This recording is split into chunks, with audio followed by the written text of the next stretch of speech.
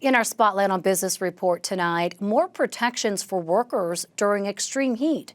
State lawmakers are renewing their fight to create better standards for workers during hot summer months.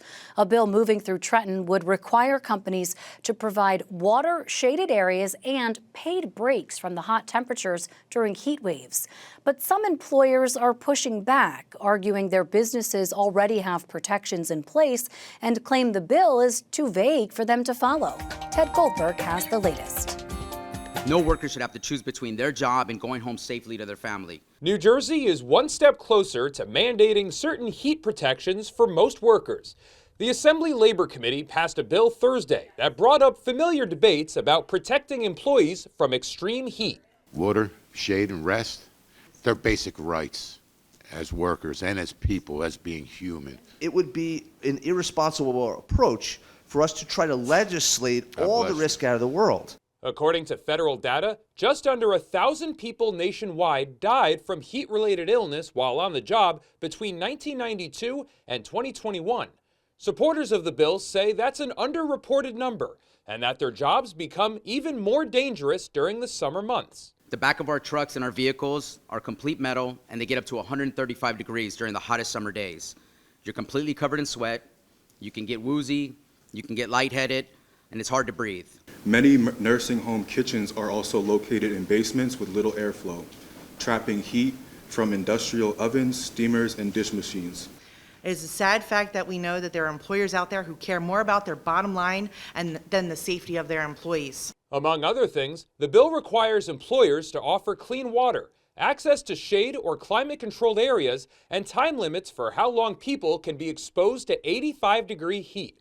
The business industry has largely pushed back on this bill and similar bills in the past. So if enacted, this legislation would require a significant expenditure to hire new employees, and this is simply money that the state doesn't have to do so. Workers would have to stop doing what they're doing, possibly take a break, depends on how long, and I don't want to tell a bride that her chicken dinner cannot come out. Most fuel retailers are small, independent, they only have one employee working at a time.